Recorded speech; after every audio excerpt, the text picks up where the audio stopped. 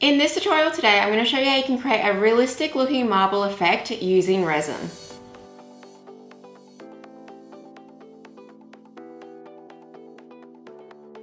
I've had this channel for so many years and I cannot believe that I've never done a tutorial on how to create that realistic looking marble effect using resin.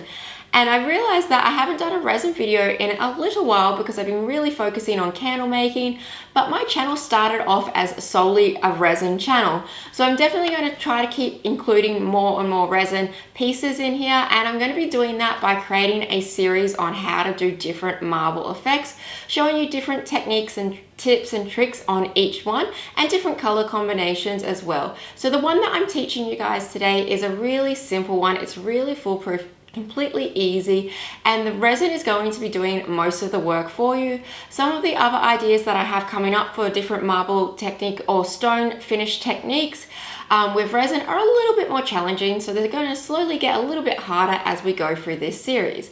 But I hope you will enjoy this series, and make sure if you're brand new to my channel, do subscribe, because I'm going to be posting probably one a month, and I want to cover at least 6 to 12 different sort of effects that you can do with marble. But the first one that I'm going to be doing is so simple, but just creates such a realistic look. I've just mixed up my resin and I'm using an art resin. So this one is from Barnes and it is the epoxy glass.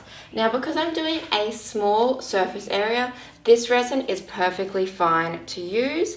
This resin has a shorter working time than some other resins, so it's fine in a small surface area, but if I was doing, say, a bench top, I'd probably want to switch to either art resin or Stone Coat countertop resin, something that's got over an hour to an hour and a half working time. This has 50 minutes, but honestly, with the temperature of my room, I'm probably going to get about 30 minutes working from it because it is a bit hotter today where I am working. So that's just something to be mindful if you've never worked with resin before, picking the right resin for the size of the job and what you are doing. So this resin will be perfectly fine. It's a 1-to-1 ratio resin, so that just means equal parts of both A and B, and I've added that into a cup and mixed it up.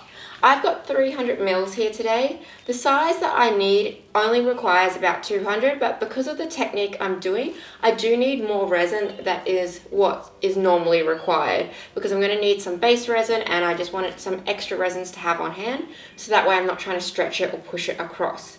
So a little bit extra resin than what you would normally use for the size that you are going with. The colors that I'm using today, I'm going to use like about 6 colors in total. I've got an opaque, just normal epoxy pigment paste, sparkle powder, which is basically just crushed mica. It's got no color to it. It's just going to add a bit of a sparkle. I have got a grey epoxy pigment paste, and then I'm also going to be using some spray paints. The reason why I use spray paints with creating my marble effect is it has a really cool chemical reaction with the resin and the other pigments and helps create cells and lacing. So I've got this spray paint, which is a gloss metallic charcoal, so it's got a little bit of sparkle in it. I've got a stone grey colour, and then I've also got a little bit of gold that I'm going to be using just sparingly, not too much gold, because I kind of want it to be a little bit more on that sort of cooler tone grey sky side of things, and not going to be using too much of my charcoal, but I do want to have some more lighter colours as well as a few dark colours to really give depth to this piece. So I'm just going to divide out my resin, and if you want more of one colour, add more resin into that cup. If you say, you want a little bit of this darker colour, put less resin into that cup.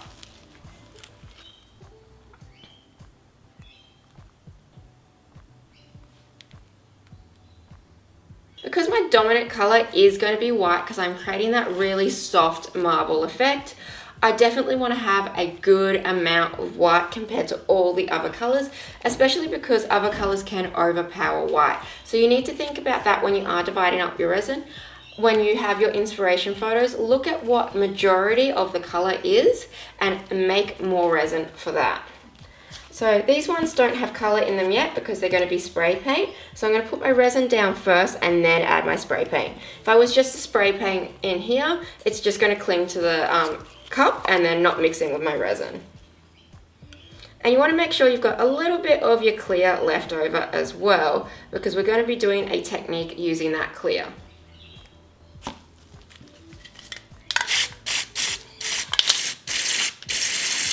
I'm going to be working on a Lazy Susan today because I feel like they look really cool when they've got that marble effect, because it makes it look like it's a lot more expensive than just a Ikea Lazy Susan. I've already given it a prime, and I use just normal indoor house white wall priming paint. You can gesso it if you want to, but this is just a lot more cost effective and a lot more affordable, and I find that it doesn't really make any difference between gesso and this. Now, if your Lazy Susan is not level, then you probably will need to prop it up so that way it'll be nice and level. So you can always grab some of your cups and just prop it up like that, and that way it's going to be nice and level. Put a few around the outside, but this one already is, so I don't really need to do that, and it is kind of good to work on one because you can spin it around as you work with it. Now, because of the pouring technique I'm doing, I'm going to use my painter's tape, and I'm going to go around my whole outside of my project, and I'm going to create what is called a dam. And this is basically just going to be on while I'm pouring my resin, and it's just going to stop that resin from just pouring off the edges, so I can keep the majority of the resin on my board until I'm ready to take the tape off and release the dam. Now, this isn't always a requirement, but for this particular technique, because I am doing a dirty pour technique, this helps a lot. Cool, so that looks about right.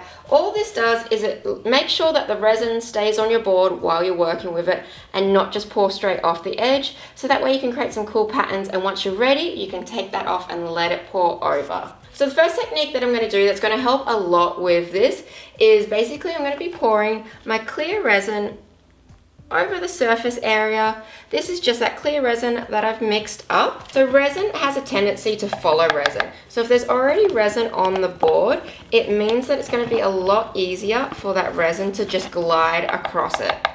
And because I am doing a dirty pour technique, I don't want to be stretching and tilting my board too much, because it can change the pattern and affect that. So I'm just got all my resin down, and I'm just going to go across just a thin coat. All we're doing is just helping the next layer of resin go across the board. Because I find when I do a dirty pour, if I work my pour too much, try to drag it out too much, I lose all of these soft, delicate details, and the colors start blending in, and you just can't see definition. Because dirty pours do blend your resin colors quite a lot. So we want it blended, but just not over blended. And there's no coming back once you have gone too much and over blended it. So that looks really good. Okay, so now we are up to the dirty pour stage. I'm just going to stick this on the resin, does not matter. I've got plastic everywhere, it's messy. And I'm going to start adding my colors. I'm going to do one light and one slightly darker. So this is my gray. No rhyme or reason, just kind of adding bits in at a time. A little bit of this charcoal, not too much, just a little bit. So this one's going to be my lighter one. Very small amount of gold spray paint just on top. Not too much because I don't want too much gold, but the spray paint does have that really cool reaction. Maybe a little bit more of this darker one, not too much. So what I'm going to do is I'm going to just pour it out. Now, I don't want to be pouring up and down really evenly. I want to be kind of going across, jagged. Try to make it as organic as possible. So a little bit up there, a bit down. And I'll leave the last bit in the cup. And now I'm going to mix up my darker cup. So I've just done all the same, added a bit of gold. I might also add a little bit of this darker one, a little bit of that chrome, because this is my darker cup. And now I might go across this, we can overlap it. There's no right or wrong way to add this on.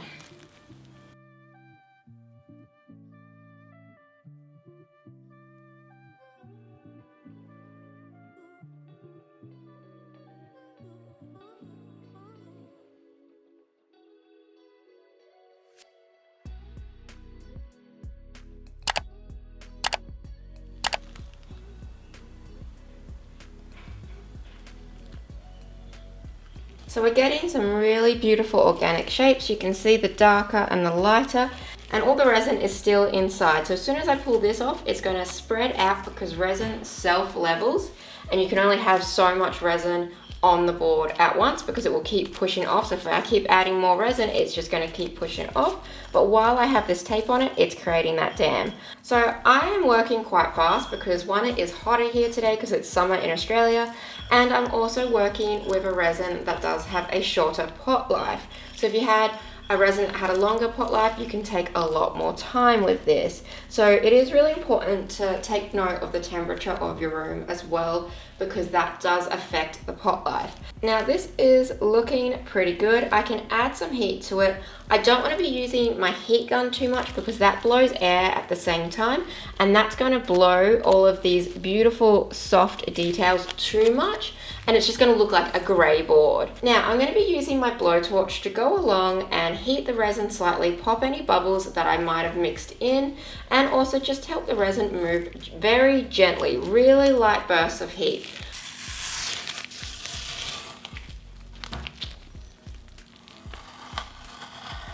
And honestly, I feel like this right now looks stunning. It does look like that marble. It's really soft, really intricate patterns, looks really organic. But what I like to do is I'm going to add a little bit of heat, and if I want to, I can give the board a slight tilt. I try not to overwork dirty paws, because when you overwork dirty paws, you just lose all the patterns and you just end up with one color. So less is more with this technique, but it's so simple. All you're doing is pouring colors in a cup and pouring it out. It cannot get any simpler with creating a fake marble effect.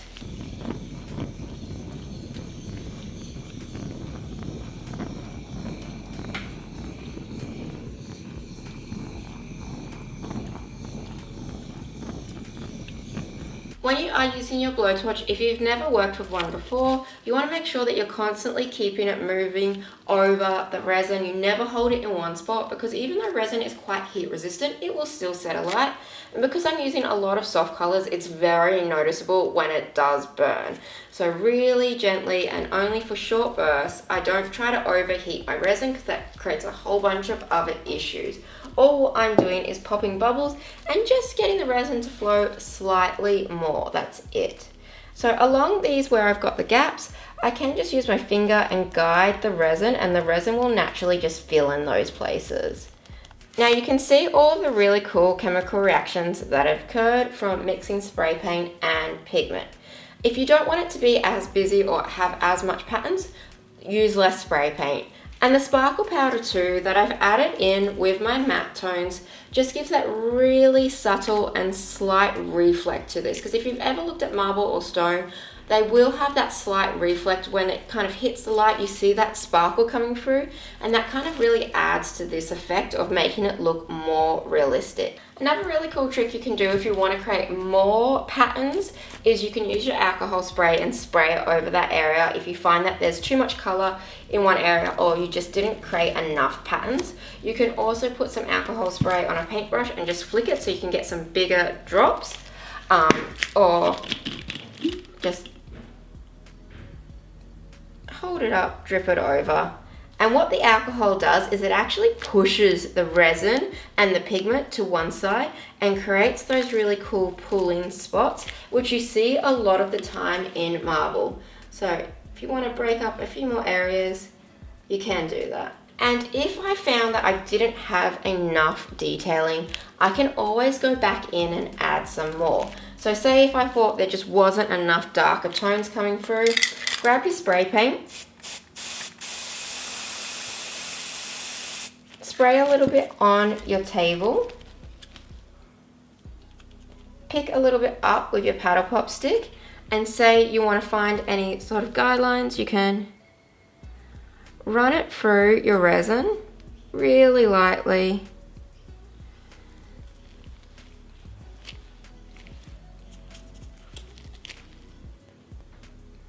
And make this really not have too much structure.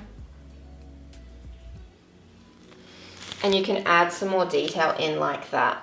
As I said previously at the start of the video, there are multiple different ways to achieve different types of marble or different stone finishes with resin, and I'm going to start a series doing a whole bunch of different videos on each different way, but this one is a great introduction. Anyone can do this. It's really simple, and as long as you don't overwork it, you're going to get a piece that looks super realistic. Okay, so this piece has now dried. I've left it dry for 2 days and it's ready to top coat it. You could honestly top coat sooner, but I just left it for a little bit longer. I'm super happy with this piece. I feel like it looks very realistic and like real marble. I'm going to be using the Make Art top coat, but you can obviously use whatever top coat you like. So this is the Make Art one. It's a really high gloss. It's got great UV resistance and it comes in 2 parts. So it's the exact same like the resin that I used previously, but this is designed to just top coat, not to add any colors in. And it just means that I'm going to get extra protection to this resin and I'm not going to have any issues of it like scratching or damaging.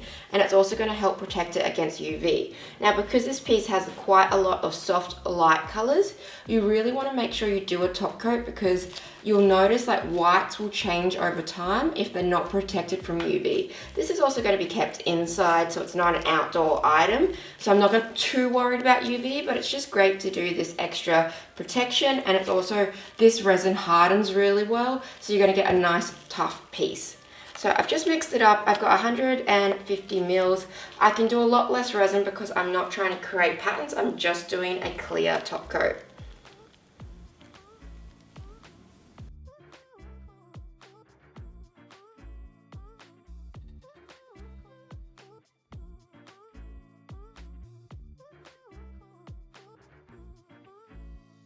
Make sure you're doing a really good job popping all of those bubbles, and now I'm just going along the edges and making sure they're all covered. I'm just doing that with some clean gloves, and I might quickly do another burst with my blowtorch just to make sure I've gotten all of those bubbles, and then this piece is pretty much finished.